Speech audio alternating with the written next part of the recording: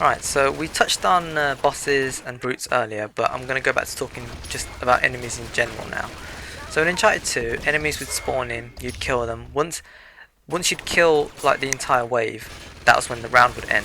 Whereas in Uncharted 3, enemies would just keep on spawning infinitely until you meet a quota.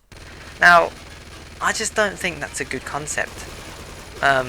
For modes like Gold Rush and for the siege in Uncharted 3, it makes sense to have enemies constantly spawn. But for survival, I just don't understand why enemies would just suddenly die once you've hit 25. Not only does it not make sense, but it takes away from it. Like, these survival waves are meant to be, enemies are meant to spawn in, it's meant to get hard, you're meant to struggle for a little bit, and then once you've taken out the majority of them, it's meant to be easy, so you hunt out the last few, and then that's the end of the round. That's how I think it should be, and that's how it was in Uncharted 2, and that was fine. So I really don't understand why it was changed in Uncharted 3. Now, one of the problems with playing co-op is that once you've played it enough times, you know exactly where the spawns are going to be. So when you hear it's going to be a survival round, you basically just set up shop in somewhere that you know is a good position, and you start wasting them as soon as they spawn in. Now, okay, you can choose not to do that, but who's not going to do that when they know enemies are going to spawn there? Like, you can go and stand on the other side of the map, but if you know enemies are going to be there, obviously you're going to go towards that location anyway, so you might as well just set up shop and just start killing them all. So it takes away a little bit of the fun. So what I'm asking for is randomized enemy spawns. So yeah, you can have your set locations, but then maybe just throw in a few here and there. Just, to give you a reason to float about, or to actually, make an effort to go and search for these guys yourself. Because otherwise, you're just sitting watching spawns, and if you've got like a good lobby, everyone takes a spawn each, survival round's over pretty fast, and there's not a lot you need to do. On the subject of randomized enemy spawns, I think Gold Rush also needs this to happen. In fact, Gold Rush is the worst out of all the game modes, because you get those people who just camp the enemy spawns and just, rack up these kills while you're doing the legwork, and I don't think that's fair, to be quite honest, because the game mode is meant to be about you working as a team, securing the idol, but as it transpires, most of the time, two of you are off doing the work, and it's one person's just on the other side of the map racking up kills on their own. Now, who doesn't want to be racking up easy kills? But that's not the game mode, that's not the objective. So there should be an incentive. Well, in fact, there shouldn't, I say there should be an incentive, but common sense should prevail and you should be helping out your team. But there needs to be something to make sure that people adhere to this, and not just go off and do their own thing. So one of the ideas I had was maybe make the idol like a mobile siege area. So if you're not within, say, 15 meters of it, anything you kill, not going to count. Or maybe just straight up take out all points and cash for enemies killed during the Gold Rush rounds. Because, the whole point is to capture the idol, not to get kills. So, something needs to change about that. And the chests, the capture chests for the idols, they need to be randomized as well. In Uncharted 2, this was the case. So why is it in Uncharted 3, it's always the same chest over and over and over again? You can set up for a Gold Rush round, just like you can set up for a survival round. And it takes away some of the fun, it takes away the challenge. You don't have to do anything different. As soon as you hear Gold Rush on a certain map, you know the chest is going to be there. You know the idol is going to spawn there. There's no, it needs to be more randomized. There needs to be more variety in that. Otherwise, you're just going through the motions and waiting for the round to finish or whatever. It's just, it's just not as fun. And speaking of Siege, I really liked Siege in Uncharted 2. The concept was really fun. Basically, it was like domination point, so your team had to be in the domination point and you had to just hold out until it was captured or secured. And in Uncharted 3 they changed it, probably, I assume, I don't know if this is right or wrong, probably because people prefer to get kills, so they thought, alright, well, we'll make it so that you can only get kills in a certain location, and that is what Siege is in Uncharted 3. But I don't know, what that's what survival rounds for. I think it'd be much better if you just revert back to the Uncharted 2 Siege and just have it so that you have to capture the area. Yeah, you can get as many kills as you want while you're capturing, but the main objective is to capture that area. Because otherwise, you just... I think sometimes Siege rounds just drag, and unnecessarily so. It's not a survival round, but you're trying to treat it as a survival round, but in a restricted area. And so you're just waiting enemies to come to you, and the whole process just takes longer than it needs to. And it doesn't even add that much variety to the game.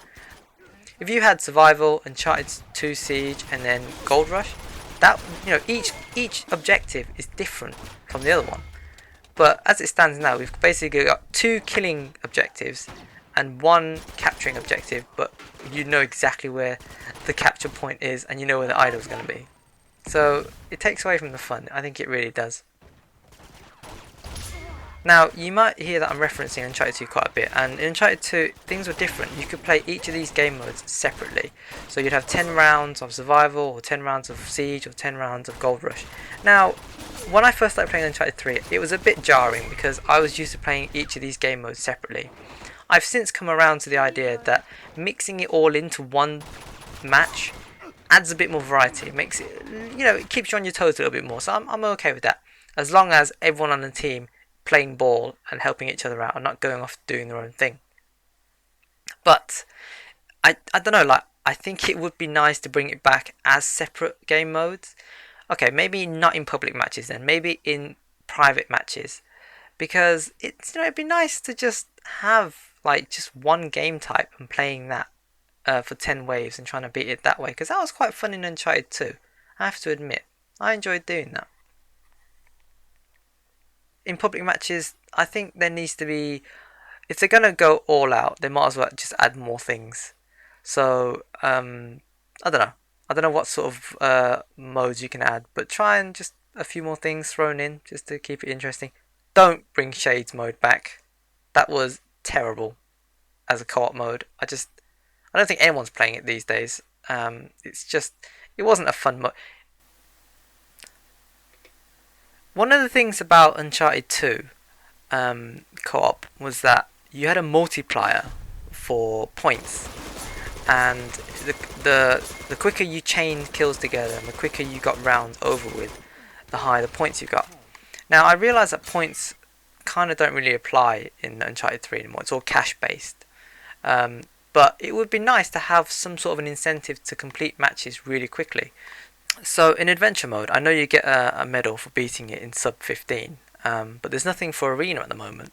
So maybe a medal, say sub 20 or something for arena, and you know, it'd be nice to have some sort of a multiplier. So maybe an extra point something multiplier for cash if you beat it sub 20, and then maybe even a bit more if you beat it sub 15.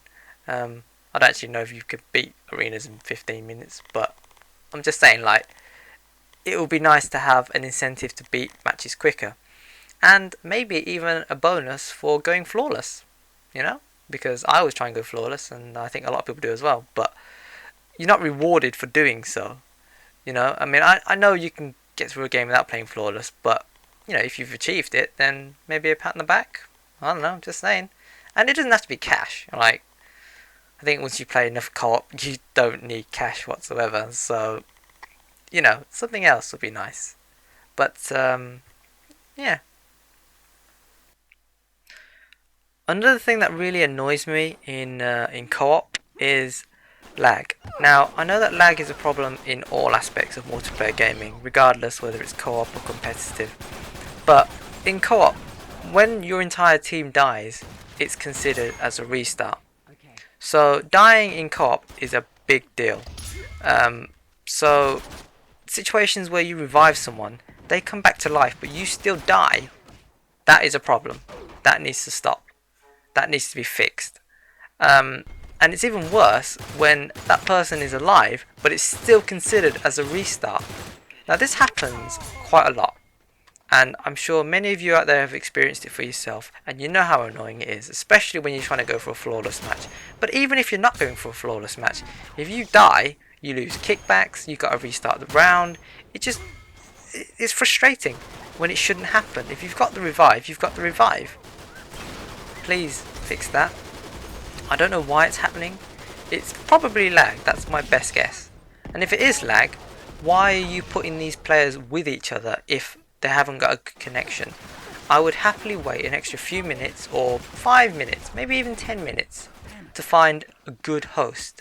Failing that, make me host. And then just say, your host, we're waiting for good players. Okay, that's fine. I'm happy with that. I'd rather that than get put into a laggy game where stuff like that happens. Or it takes ages for bullet registration to hit an enemy and then they die like 5 seconds later. Another thing that I think is also lag related is chokers catching you in midair. Now, I know all of you out there have probably experienced this at one point or another. You've jumped away from a choker, he's managed to grab you. Alright, maybe you were a bit slow at doing that.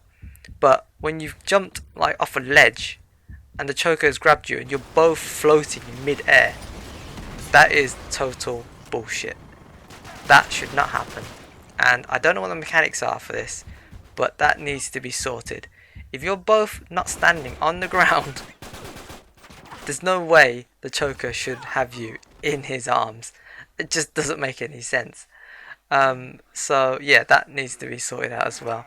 Because floating chokers and you floating as well, what is that really? Another point I want to make about bad hosts is that when the game does eventually swap hosts, or if a player leaves and there's a host migration that takes place, why does the round restart and why do you lose all your kickbacks? I mean, it doesn't make any sense. Are you treating the host migration as a restart? Because if that's so, that needs to be fixed. Because it doesn't, like, the amount of times I've lost kickbacks from a host leaving or, you know, a host migration taking place, that shouldn't happen. It's annoying and it shouldn't happen. And another point to make about host migrations is that if the host migration was a bit iffy and 2 people get dropped, why do you also have to suffer? So if 2 people get dropped, and I realise it's a 3-person game mode, that's fine, but can't you just play on your own until 2 other people are dropped in? Because, you know, say like this has happened quite a lot. You know, a host migration takes place or someone rage quits or whatever, and then I don't know, for whatever reason another player also doesn't get put back into the game. But then you've got to start from the very beginning in a fresh lobby. I mean, it's just surely, I mean, I don't mind carrying on my own. So, you know, I don't know, I feel like that should definitely not be a thing. Having to restart just because of a dodgy host migration.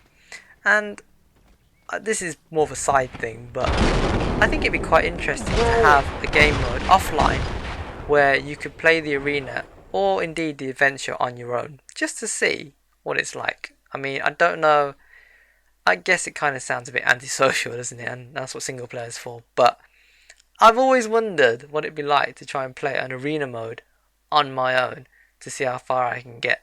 I mean, I've had to hero quite a few rounds on my own, so it's, you know, be interesting to see. But that, like I said, that's like another offline private match mode thing that be nice to add, but not essential. One of the things that really bugs me about Uncharted 3 co-op is the team lives.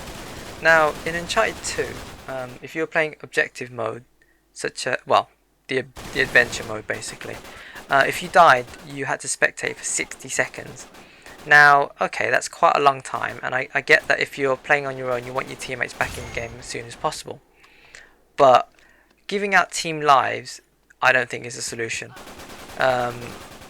Because if you're playing with someone who's not very good at the game and they die quite a lot, they can use up all your team lives on their own, and then when it does come to the point where you die once, you can't respawn. How is that fair for you? That's happened quite a lot to me. You know, playing with players who are reckless or just not very good at the game. That's fine, you know, everyone's got to learn at some point. But why do they get 8 lives, 8 respawns, whereas I can't even get 1 when I need it towards the end of the match? That doesn't seem fair to me. It doesn't seem very balanced. And, you know, I've only talked about adventure mode, but it is prolific in arena mode. People just waste team lives, and I don't think that's fair. I think maybe an alternative is to give everyone a set number of lives. So at the moment it's I think it's 10 on crushing for everyone. So maybe give every single player 3 lives. So if they all die, then it's it's the same as having a restart in Uncharted 2, where if everyone died, it would take off 3 lives. It would restart, and then everyone would just carry on with 2 lives, if you will. So I don't know if that's a solution, but something definitely needs to change, because team lives just doesn't work, not in public games anyway.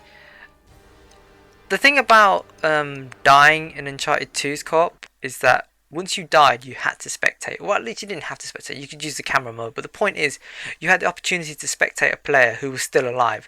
And as a beginner, or someone who isn't very good at the game, you can have the opportunity to spectate someone who might be better than you. And therefore, you can learn things, which I think is really good.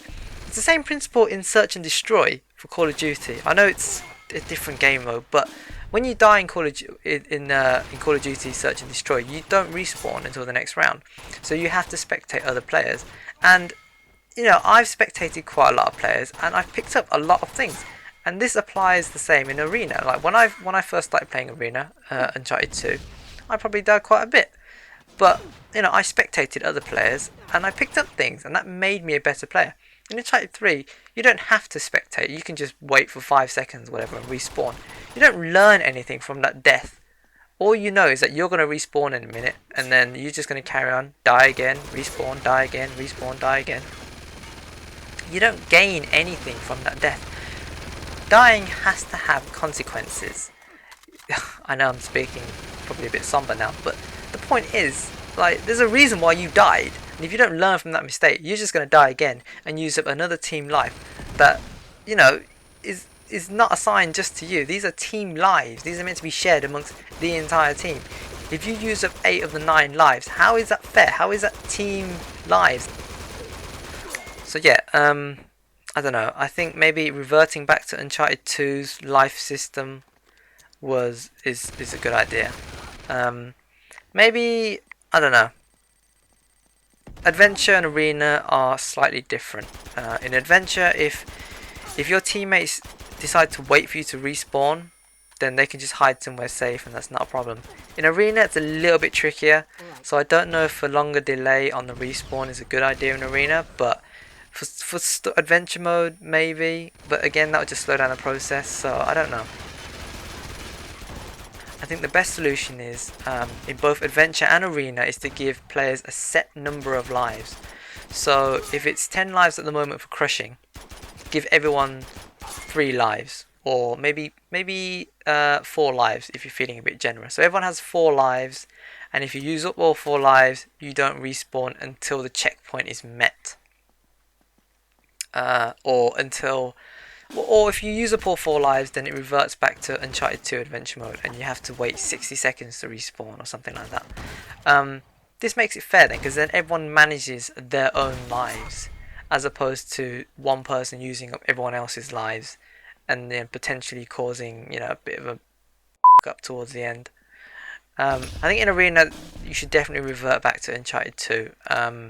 If you die, you're out for the round, and don't make enemies respawn. This is important, because respawning enemies is what's going to kill it if you're down a member. So by making it 1 life only per round, and then no respawning enemies, I think that's balanced. I really don't understand why that was changed from Uncharted 2, to be honest.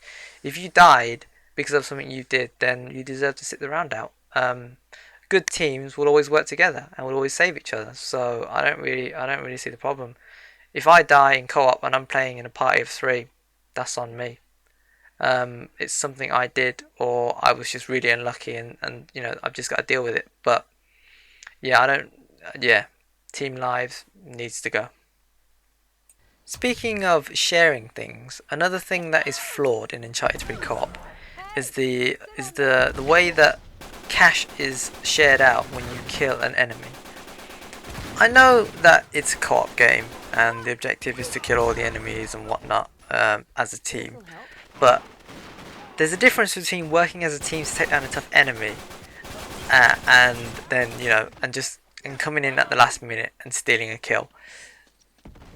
Kill stealing doesn't really, I mean, it bothers me, but I mean, I can live with it. It's not game breaking, you know. There's plenty of enemies to go around because they're infinitely spawning, so it's not like I don't have other targets to shoot. It's just a shame that people decide to, you know, pop in last minute and just take your kill from you. But more importantly, this only really bothers me when it comes to big kills, so bosses and brutes. If you do the majority of damage to that enemy, I think either you should be rewarded with that kill, or you should be rewarded with a larger chunk of the cash, and you should get the medal. Because as it stands right now, you can go and do 99% of the damage to a brute, and then someone just lands a single sniper shot, or you know, whatever damage it is, to do that extra 1% damage, and they get everything, and you get 25 bucks, which is quite honestly bullshit. A good example of a game that utilizes point sharing well is Mass Effect 3. Their co-op game mode shares points dependent on how much damage you applied to an enemy. So if you did 90% damage to the enemy, you would get 90% of the points. Now in that game, points mean crap all, whereas in Uncharted 3, points mean cash. Well, you don't get awarded points, you get awarded cash, but you know what I mean. The point is, okay, I'm confusing myself.